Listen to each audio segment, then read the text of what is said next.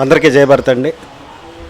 Jayabharat just vote campaign గత 16 ఏళ్ళుగా 2 తెలుగు రాష్ట్రాల్లోనే కాకుండా దాదాపు చుట్టుపక్కల ఉన్నటువంటి కర్ణాటక కానీ, ఒరిస్సా కానీ, తమిళనాడు కానీ ఇట్లా అనేక ప్రాంతాల్లో కూడా ఈ ఓటును అమ్ముకోవద్దు అనేటువంటి దాని మీద విస్తృతంగా ప్రచారం చేస్తూ ఉన్నాము.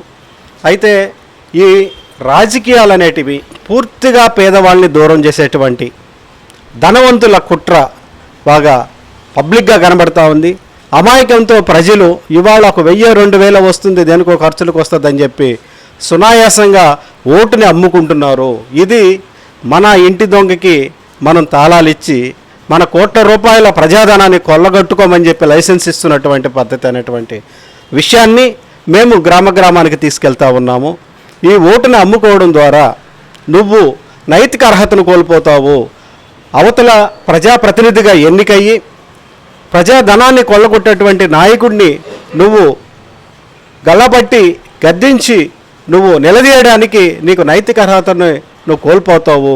కాబట్టి ఓటరన్నా నువ్వు మేలుకో, నీ ఓటుని కాపాడుకో, ఓటు ద్వారా నువ్వు నీతి నిజాయితీగా నిలబడాలి అనేటువంటి ఒక కాన్సెప్ట్ని మేము తీసుకెళ్తా ఉన్నాం. మరొక విషయాన్ని మేము స్పష్టంగా మాట్లాడుతూ ఉన్నాం. అతిపెద్ద డెమోక్రసీ కంట్రీ భారతదేశంలో ఈ ప్రజాస్వామ్యం ఏర్పడడానికి లక్షలాది మంది తమ ప్రాణాలను తృణప్రాయంగా అర్పించి భారతదేశాన్ని స్వతంత్రం తీసుకొని వచ్చారు. ఆ రోజు వాళ్ళు కన్న కలలు ప్రజల చేతిలో ప్రజాప్రభుత్వాలు ఏర్పడతాయి. ఈ ఓటు అనేటువంటి ఆయుధంతో తమకు ఎవరు సరైనటువంటి వ్యక్తులు వాళ్ళు ఎన్నుకుంటారు. డెమోక్రసీ అంటే ప్రతి పౌరుడి అభిప్రాయము రాజకీయాల్లో కనబడాలి. ప్రతి పౌరుడి ఆలోచన అనేటువంటిది చట్టసభలో రిఫ్లెక్ట్ కావాలి. కానీ వాస్తవంగా ఇప్పుడు ఏం జరుగుతుందంటే రాజకీయ నాయకులు, పెద్ద పెద్ద కార్పొరేట్ కంపెనీలు ఈ డబ్బుని వెదజల్లి మనిషిని పశువు కంటే హీనంగా ఓట్లు కొనుగోలు అనేటువంటి కార్యక్రమం చేస్తున్నారు. తద్వారా ఏమవుతుందంటే వాళ్ళు ఉన్నటువంటి కంపెనీలు వాళ్ళకు ఉన్నటువంటి డబ్బుని ఇంకా రెట్టింపు చేసుకోవడానికి, కాపాడుకోవడానికి రాజకీయాలను వాడుతున్నారే. కానీ నిజంగా ఇది డెమోక్రసీలో ప్రజల అభిప్రాయాన్ని రిఫ్లెక్ట్ చేసే విధంగా శాసనసభలు, చట్టసభలు ఉండట్లేదు. అలా ఉండాలంటే సామాన్య ప్రజానీకం రాజకీయాల్లోకి రావాలి. సామాన్య ప్రజానీకం రాజకీయాల్లోకి రావాలంటే ఇవాళ కోట్ల రూపాయలతో వాళ్ళు పెద్ద గోడని కట్టారనేటువంటి విషయం మనకు కనబడతా ఉంది. ఈ కోట్ల రూపాయలతో ఈ డెమోక్రసీ అనేటువంటిది ఈరోజు జీరో అయిపోయింది. ఇప్పుడు ఏమి నడుస్తుందంటే ధనస్వామ్యం నడుస్తూ ఉంది. టికెట్ కావాలంటే కోట్ల రూపాయలు కావాలి. నువ్వు అభ్యర్థిగా గెలవాలంటే మరికొన్ని కోట్ల రూపాయలను వెదజల్లాల్సి ఉంది. దాని తర్వాత అతను ఎన్నికైన తర్వాత 1000 కోట్ల రూపాయలు ఆయన అక్రమార్జన చేసేటువంటి పరిస్థితి కనిపిస్తూ ఉంది. ఇది డెమోక్రసీ అన్నామా? ఇది ప్రజాస్వామ్యమేనా? ప్రజల అభిప్రాయాలు రిఫ్లెక్ట్ అవుతున్నాయి, ప్రతిబింబిస్తున్నటువంటి వాళ్ళే శాసనసభకి అలాగే పార్లమెంట్కి ఎన్నికవుతున్నారా? ఇది నిజంగా ఇది డెమోక్రసీ కంట్రీ కానప్పుడు, ప్రజల నైతిక అర్హత కోల్పోతున్నప్పుడు మనం ఏం చేయాలి? ప్రజా సంఘాలుగా మనం ఏం చేయాలి? ప్రజా చైతన్యం వచ్చినటువంటి వాళ్ళంగా చాలామంది చెప్తున్నారు. వేల మంది హాజరైనటువంటి, లక్షల మంది హాజరైనటువంటి సమావేశాల్లో కొంతమంది పెద్దలు, రాజకీయ నాయకులు చెప్తున్నారు ఓపెన్గా అందరి దగ్గర డబ్బులు తీసుకోండి మాకేయండి అని, అందరి దగ్గర డబ్బులు తీసుకోండి మీకు నచ్చిన వాళ్ళకి ఓటేయండి అని. అంటే ప్రజల్ని కరప్ట్ కమ్మని చెప్తున్నారా? కోట్లాది మంది ప్రజానికం కరెక్ట్ అయిపోయిన తర్వాత ఈ దేశ ఆర్థిక వ్యవస్థని, ఈ దేశ ప్రజాస్వామ్య వ్యవస్థని కాపాడేటువంటి వాళ్ళు ఎవరు అనేటువంటి ప్రశ్న ఎవరికి పట్టనటువంటి ఈ సిచ్యువేషన్లో జయభారత్ అనేటువంటి సంస్థ గత 16 ఏళ్ళుగా అహర్నిశాలు శ్రమించి ర్యాలీల ద్వారా, సమావేశాల ద్వారా, పోస్టర్స్ ద్వారా విస్తృతంగా క్యాంపెయిన్ కల్పిస్తూ ఉంది. మీడియాని మేము రిక్వెస్ట్ చేసేది ఏంటంటే ఈ వాయిస్ని బలంగా తీసుకుని వెళ్ళండి. డెమోక్రసీని నిలబెట్టుకోవాలంటే మనము ఓటును అమ్ముకోకుండా విచక్షణతో మన ఓటుని ఉపయోగించుకోవాలనేటువంటి విషయాన్ని మీరు స్పష్టంగా జనాల్లోకి తీసుకెళ్ళమని కోరుకుంటా ఉన్నాం. అలాగే ఒకసారి నైతికత కోల్పోయినటువంటి ప్రజలు, ఒకసారి అవినీతిలో భాగస్వామైనటువంటి ప్రజలు ఈ దేశాన్ని కాపాడుకోలేనటువంటి పరిస్థితి వస్తుంది. కాబట్టి మనమందరం కూడా ఓటుని సక్రమంగా ఉపయోగించుకునే విధంగా, ఓటుని నోటికి అమ్ముకోకుండా వాళ్ళు నచ్చినటువంటి వాళ్ళకి ఓటేసే విధంగా కూడా మనమంతా చైతన్యవంతమైనటువంటి వాళ్ళం జనాల్ని మరింత చైతన్యవంతం చేయాలన్నటువంటిది మీ అందరికీ పిలుపునిస్తూ నేను ముగిస్తున్నా. జై భారత్. నా పేరు సత్యనారాయణ గోలా.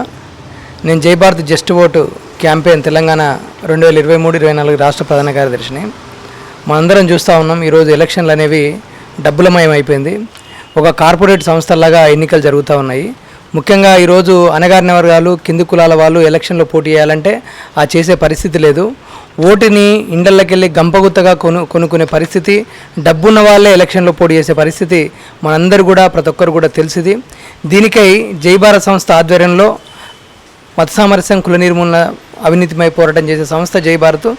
దాని ఆధ్వర్యంలో 2008 సంవత్సరం నుండి నేటి వరకు సుమారు అటు ఇటుగా 15 సంవత్సరాల పాటు అన్ని అది పార్లమెంట్ ఎన్నికలు కావచ్చు, అసెంబ్లీ ఎన్నికలు కావచ్చు, మున్సిపాలిటీ ఎన్నికలు కావచ్చు, ఏ ఎన్నికలు అయినప్పటికీ కూడా ప్రజల్లో చైతన్యం తీసుకురావడానికి ఓటు అమ్ముకోవద్దు, నీ తల్లిదండ్రులను అమ్ముకోవట్లేదు, నీ పిల్లల్ని అమ్ముకోవట్లేదు, నీ తోబుట్టులను అమ్ముకోవట్లేదు, ఓటును ఎందుకు అమ్ముకున్నావు, నీ సిగ్గులేదా, నీ నీ అంతరాత్మను నువ్వు అమ్ముకున్నట్టే కదా అని ఈరోజు జై భారత్ ఉద్యమం ప్రశ్నిస్తూ ఉంది. అలానే దోపిడీ చేసేవాళ్ళు, పోటీ చేసేవాళ్ళు 100 కోట్లు దోచుకోవడానికి ఎలక్షన్లో పోటీ చేస్తున్నారు తప్ప వాళ్ళ ప్రజల అభివృద్ధి కోసము, సంక్షేమం గురించి, సామరస్యం గురించి ఆలోచించే పరిస్థితులు ఈనాటి రాజకీయాలు లేవు. అందుకనే మేము ఓటర్లందరికీ విజ్ఞప్తి చేసేది ఏంటంటే, మీరు ఎప్పుడైతే ఓటును అమ్ముకోకుండా మీరు మీ ఓటును నిజాయితీపరులైన అభ్యర్థులకి ఎన్నిక చేయగలుగుతారో అప్పుడు మాత్రమే మనం ప్రజాస్వామ్యాన్ని రక్షించగలుగుతాం. అప్పుడు మాత్రమే ఈ ధనసామాన్యాన్ని బద్దలు కొట్టగలుగుతాం. అప్పుడు మాత్రమే కింది కులాల వాళ్ళు కావచ్చు, పేదవాళ్ళు కావచ్చు, లేకపోతే నిజాయితీపరులైన అభ్యర్థులుగా ఎలక్షన్లో పోటీ చేసిన వ్యక్తులు, ఈ దేశాన్ని అభివృద్ధిని కాంక్షించే వ్యక్తులు అప్పుడు ఎలక్షన్లో పోటీ చేసినప్పుడు ఖచ్చితంగా గెలుస్తారు, ప్రజాస్వామ్యము కాపాడబడుతుంది అనేది ఈరోజు మేము ఆకాంక్షిస్తూ ఉన్నాం. దీని గురించి గ్రామాన, మండల స్థాయిలో, జిల్లా స్థాయిలో అన్ని చోట్ల జై భారత్ జస్ట్ ఓట్ మూవ్మెంట్ తరపున పోస్టర్ క్యాంపెయిన్లను ఆవిష్కరణ చేయడం, పోస్టర్లని అన్ని ప్రాంతాల్లో అతికించేటట్టు చేయడం మా కార్యకర్తలతో జరుగుతూ ఉంది. దీనికి అందరూ కూడా సమాజంలో ఉన్న సకల ప్రజానికం అందరూ కూడా సహకరించాల్సిగా, ఈ ఉద్యమానికి మద్దతు తెలపాల్సిందిగా కోరుతా ఉన్నాం. జై భారత్. అందరికీ జై భారత్. నా పేరు వెల్లించెట్టి వీరన్న. జై భారత్ బీసీ పోరాట వేదిక రాష్ట్ర ప్రధాన కార్యదర్శి, జస్ట్ ఓట్ క్యాంప్కు రాష్ట్ర కార్యదర్శిని. అయితే ఎలక్షన్లు అనగానే ఒక జాతరగా కనపడుతున్న పరిస్థితి. ఎందుకంటే మామూలు సామాన్యుడు ప్రజలకు సేవ చేయాలనేటువంటి దృక్పథం ఉన్నటువంటి వాళ్ళు డబ్బులు లేని పరిస్థితుల్లో పోటీ చేసే పరిస్థితులు లేరు ఈనాడు. బాగా డబ్బులున్న వాళ్ళు, బాగా వ్యాపారస్తులు కావచ్చు, లేకపోతే బడా పారిశ్రామిక వాస్తవులు కావచ్చు, వాళ్ళు మాత్రమే ఈ ఎన్నికల్లో పోటీ చేసే పరిస్థితి కనపడతా ఉన్నది.